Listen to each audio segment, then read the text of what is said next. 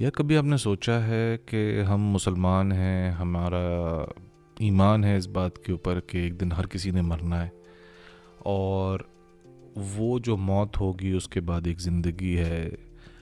ये दुनिया एक टेस्टिंग ग्राउंड है जिसके लिए हमें यहाँ इस दुनिया में भेजा गया है। उसके लिए कुरान भेजा है एज अ रूल बुक, कि कुरान के अंदर सारे रूल्स हैं, इनको फॉलो करें। ये आपका टेस्ट है, एग्ज़ाम है बेसिकली दुनिया का जितना भी टाइम है। और जिस दिन ये टाइम ख़त्म होगा उस दिन आपकी हमेशा की ज़िंदगी स्टार्ट हो जाएगी, और जो भी आपकी प्रोग्रेस रही है इस दुनिया के अंदर, दैट विल शो कि आपका फाइनल डेस्टिनेशन क्या होती है।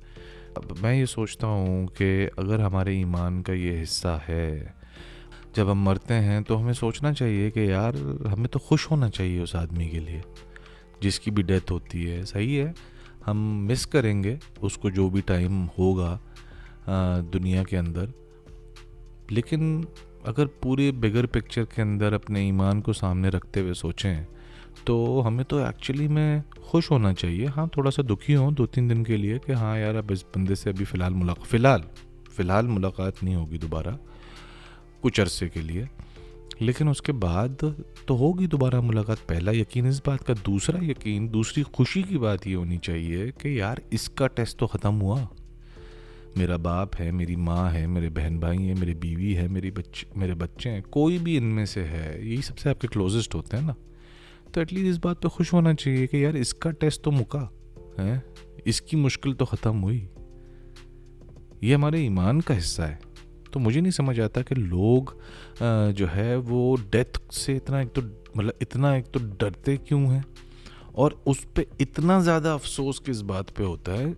अगर आपका ईमान स्ट्रॉन्ग इनफ है तो आपको इस बात पे खुश होना चाहिए यार कि चल यार इसका टेस्ट तो मुका है, हमारा तो अभी भी चल रहा है। अपने लिए अफसोस करना चाहिए कि अबे यार मेरा नहीं मुका अभी तक। तो इस थॉट के ऊपर सोचें कि यार ये हमारे ईमान की कमज़ोरी है कि हम समझते हैं कि आए हाय कोई मर गया है, मेरी ज़िंदगी ख़त्म हो गई, मेरी ज़िंदगी बर्बाद हो गई। ये इस तरह की थॉट्स आती है ना डेथ के ऊपर।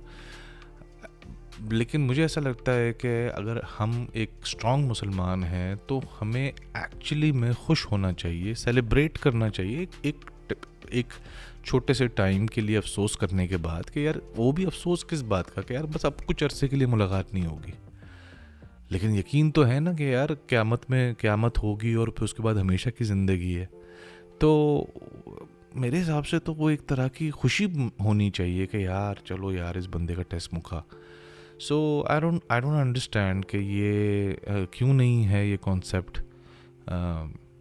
और वो जो दुख है हाँ सही है, दुनियावी हिसाब से 2-3 दिन करें आप दुख, लेकिन ओवरऑल एक खुशी होनी चाहिए। तो आई डोंट अंडरस्टैंड कि ये रिवाज क्यों नहीं है, ये कल्चर क्यों नहीं है, हम इस तरीके से क्यों नहीं चलते। I don't know I was just thinking. तो मैंने सोचा कि आप लोगों के साथ शेयर करूं, और मुझे कमेंट्स में बताएं कि अगर मैं गलत बोल रहा हूं, तो अगर आपको इसमें मेरी बात नहीं समझ आ रही तो please do share your thoughts comments के अंदर।